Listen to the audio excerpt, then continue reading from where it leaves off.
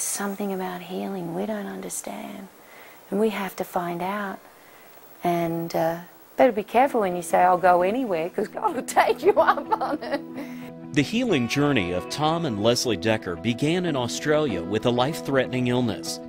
It led them eventually to Charis Bible College in Colorado Springs, where they received the missing keys to a complete recovery. Every year, CBC students experience powerful changes in their lives simply by sitting under the teaching of the Word of God. This is Tom and Lesley Decker's story. I grew up here in Colorado Springs and went off to college, started in the oil business, started my own oil company at 24 years old, and was able and blessed enough to retire at 40. We were set. You know, Tom had retired from the oil business at 40, and we had our house paid for. We were a quarter of a mile from the beach. We were set. We had everything that we could possibly want, except our daughter and myself. We were being attacked by asthma. The environment was very much affecting both of them. The day we arrived, actually in Australia, we were staying in a tent. The environment in Australia at Christmas time is their summertime. We were staying in a tent, camping out, and my wife got very sick. And it was a week of touch and go with a lot of illness. But then my daughter got it, and that's where it really became a bigger revelation of how serious it was. Whether it's a headache, cancer, or asthma, if it's a threat on your life, it's a threat on your life. My wife had had it evidently when she was a younger child and thought she had outgrown it and never realized it would affect my daughter. She's sitting on my hip. She's blue all over, and I'm pumping the Ventolin into her, and she's and we're waiting for the ambulance 18 minutes. You know, it's a long time when your child is blue and gasping for breath. Calling an ambulance, a helpless feeling as a father to my daughter of her turning blue, nothing I could do. All my years in the oil business, I was always a safety officer. I knew how to do CPR, I knew how to revive people, and yet none of that would be any good to my daughter. She was in intensive care 5 days with completely full lungs of fluid. She didn't grow for 3 years. I remember days sitting on the bed, and both my wife and daughter would have masks on, these ventilators running, hissing, and I'm thinking, how helpless I am. Doctors couldn't do anything. I couldn't do anything. My daughter and I were dying of asthma, and we should not be. I'm born again. He healed me. I should not be sick. Some other things that happened while I was in Australia.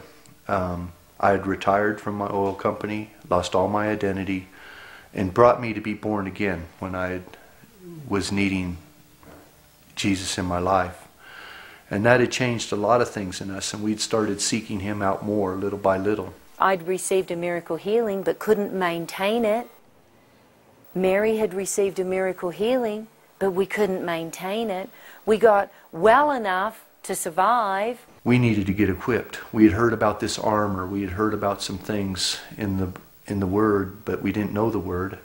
And we had heard that there was a way of dealing with this and a way of fighting back, and there was an authority, but we didn't know about that authority. Why are we still sick? We shouldn't be sick. We didn't understand, and that was when, you know, Tom was in that same place. I don't know what we can do. And I said, there's something about healing we don't understand, and we have to find out. And better be careful when you say, I'll go anywhere, because God will take you up on it.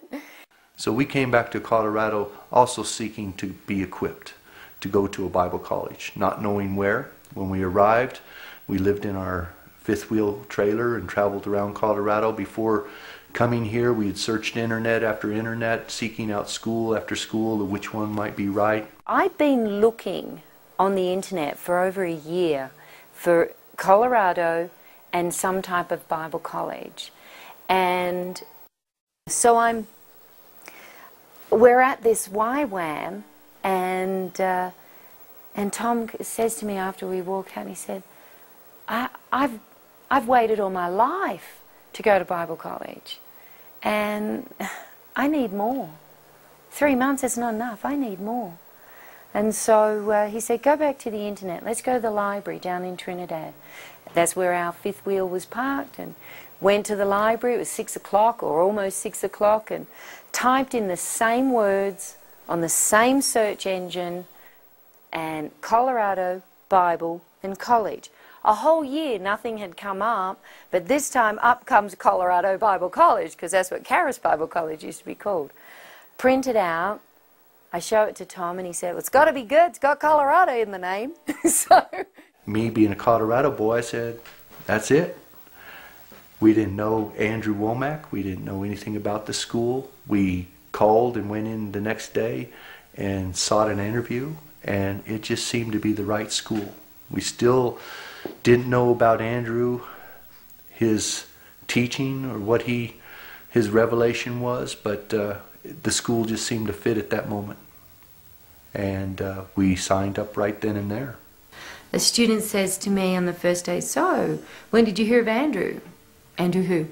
Andrew Womack. No, never heard of him. You don't know who Andrew Womack is? No. What's the big deal? Who is he? They go, you came all the way from Australia, and you guys don't even know Andrew Womack? And we said, yeah. He's president of the college. Oh, that's nice. And I'm thinking, a bit weird. You know, it's this idolising president of the college.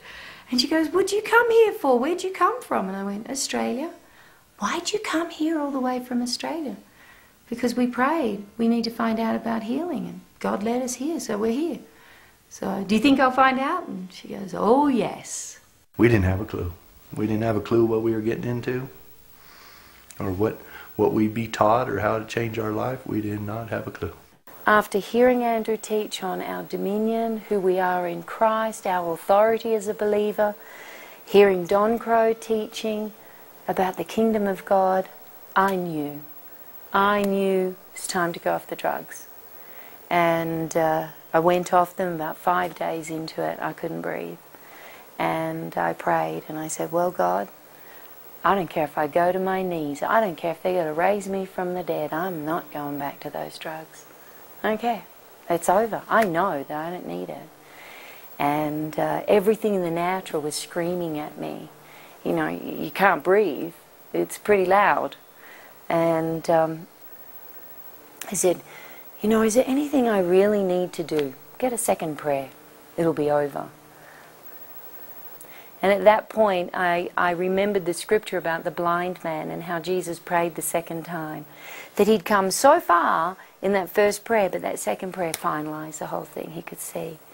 So I went down to college and I said, well, God's telling me I've got to get my friends to pray for me.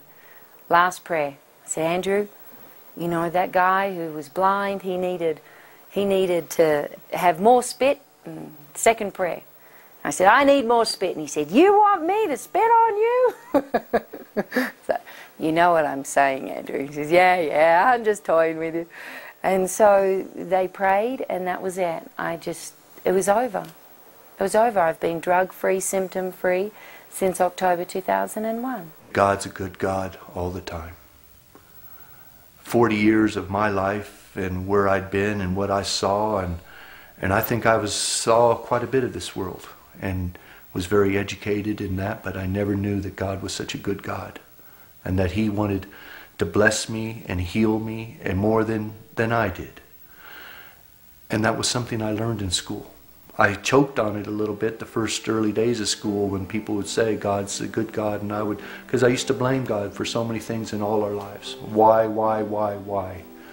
And yet, one day it finally clicked, and I got revelation on how good He was. So it's like, okay, God, what about Mary? Don't worry, she's talking to me. When she's ready, just as you were ready, she'll come tell you. So February 1st, 2002, she comes to me, Mama, I've had a little prayer. I said, yeah, it's usually a little one. What is it? She said, I don't need these puffers anymore. I said, fine, you're done. And that was it. We threw them out. She's been drug-free, symptom-free since. So, you know, For our family, we believe the word. And that's it, that's final. And we lived in England for 3 years, so people could say, oh, but you've moved back to Colorado to that nice, good, dry air. We've lived in England for 3 years, wet, mouldy, cold, damp. If there was ever a trigger, it was there.